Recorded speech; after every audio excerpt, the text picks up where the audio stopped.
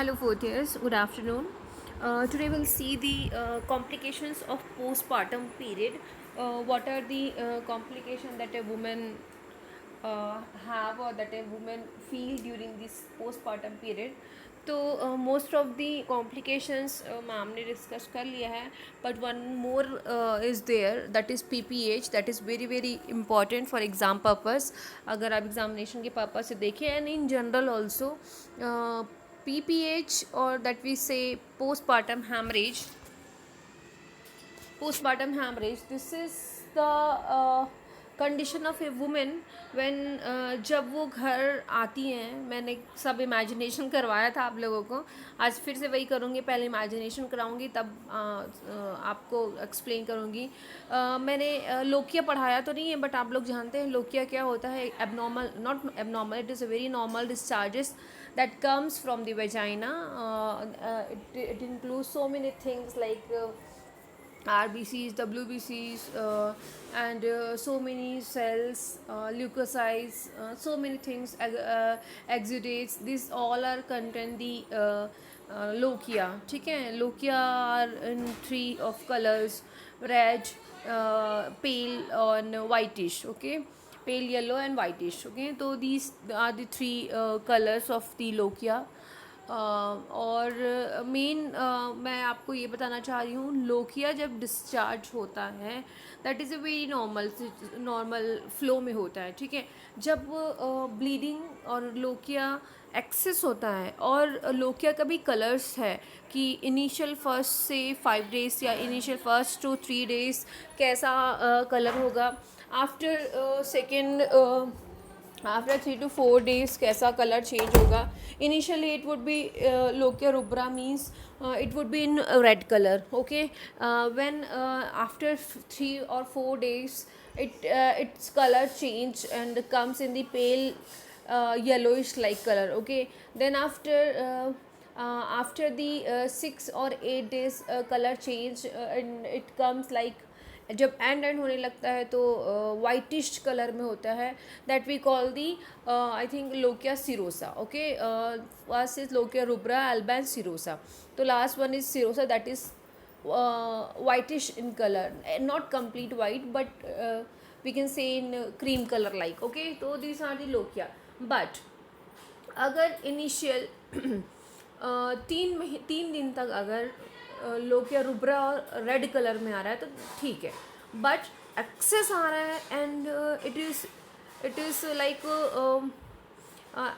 Access होने के साथ साथ ब्राइट इन कलर और विथ फॉल स्मेल, अगर ये सब चीज़ दिख रहा है तो इट इंडिकेट द इन्फेक्शंस. जब आप लोकिया पढ़े होगे तो मैम ने सिखाया होगा आप लोगों को कि लोकिया की क्वांटिटी कितनी होती है, कितना लोकिया आना चाहिए और लोकिया का स्मेल कैसा होता है, और लोकिया जब एबनॉर्मल होता है तब उसकी स्मेल क्या होती है. ठीक है, अगर एबनॉर्मल लोकिया होता है तो it smell like fishy, abnormal foul smell type का इट विल स्मेल. ठीक है, तो हम ये इंडिकेट करना है कि there is a infection. Okay, it's suspected that women have infection. अगर इन्फेक्शन है तो there is a chance to have the PPH. Okay, so let's understand the what is PPH first.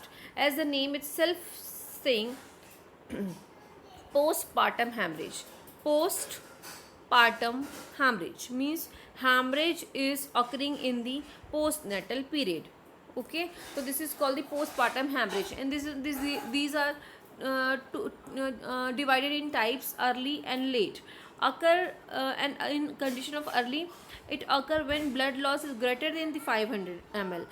अगर during the this period, post natal period, अगर blood loss है वो 500 ml से ज़्यादा होता है and in the first 24 hours after the vaginal delivery और greater than 1000 ml after caesarean birth. अगर सिजेरियन बर्थ होता है तो 1000 ml, और अगर 24 hours में, 24 hours की बात चल रही, 24 घंटे में, और अगर वेजाइनल डिलीवरी होती है तो it should not be more than the 500 ml. Okay, अगर in case normal blood loss जो होता है एक वुमेन का इज़ अबाउट दी अराउंड 250 से 300 एक रेयर केस में मिलता है. और here it is mention that 300 to 500 is considered as a normal blood loss. Okay, but अगर इससे ज़्यादा ब्लड लॉस होता है तो that considered in the postpartum haemorrhage. No,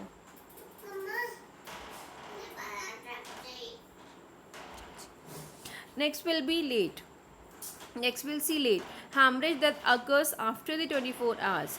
अगर 24 घंटे के बाद अगर कोई hemorrhage होता है तो that considered in the late. Okay, that we call the late postpartum hemorrhage. Obviously before 24 hours is early and after 24 hours will be the late PPH. Okay, see the definition of postpartum hemorrhage. What would be the these are the two definitions. A decrease in the hematocrit of 10 points between time of admission and time of post birth. Need for fluid, this is not a perfect definition. Dutta की book में there is a very very nice definition is there.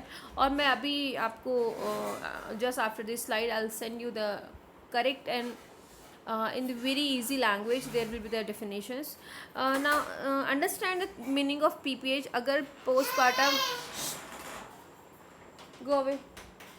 Postpartum hemorrhage is the hemorrhage or the bleedings occur between the or under the 24 hours or after the 24 hours. It is divided into two, late and early. अगर before 24 hours हो रहा है, 24 घंटे से पहले हो रहा है तो it considered early. अगर ये after 24 hours हो रहा है it considered late. Okay, this is called the postpartum hemorrhage. Now see, these are the main causes of early hemorrhage. अब just आपके माइंड में आया कि ऐसे क्या क्या causes हो सकते हैं जो PPH क्रिएट करते हैं. मतलब जस्ट थिंक एक्सेस ब्लीडिंग क्यों होता है. अब तो कोई हैमरेज नहीं हो रहा है, मतलब कोई इंटरनल इंसिजन नहीं कर रहे हैं, कोई इंटरनल पंक्चर नहीं हो रहा है, तो why excess bleeding is there. मतलब just think. तो these are the which causes which leads to the PPH. Let's see. First is uterine atony. मैंने हमेशा से आप लोग को बताया है, आप just after the delivery this uterus जो होता है एटॉनिक हो जाता है. एटॉनिसिटी मीन्स मैंने बताया था लास्ट क्लास में, जब एक मसल्स जो होता है इतना यूट्रस का साइज इतना बड़ा होता है, जैसे लाइक बैलून से जब एयर आउट हो जाता है तो उसका कंडीशन, उसकी बॉडी का कंडीशन कैसा होता है उस बैलून का, तो वो बहुत एटॉनिक हो जाता है. वैसे ही जो यूट्रस के मसल्स होते हैं वो भी वैसे ही हो जाते हैं. तब वहाँ पे उस एटोनिसिटी को वो उसको एटॉनिक यूट्रस बोलते हैं. अब वो एटॉनिक यूट्रस को ठीक करने के लिए उसको immediately after the delivery there is a need of massage, even after caesarean section also, और in case of normal delivery also there is a need to massage that uterus, so that अगर आप immediately after delivery massage करते हैं तो mother का जो uterus होता है वो प्रॉपर पहले जैसे होने लगता है. मतलब थोड़ा सा एटोनिसिटी कम होती है और स्ट्रेचेबिलिटी जो होती है या फिर नॉर्मल टेक्सचर आता है स्किन का. ठीक है. Next is laceration. कई बार क्या होता है, woman during the delivery skin जो होता है लैसरेट हो जाता है, या तो एनस में मैंने बताया था इपिसेटोमी करते हैं, अगर इपिसेटोमी नहीं करते हैं तो लैसरेशंस होते हैं. ठीक है.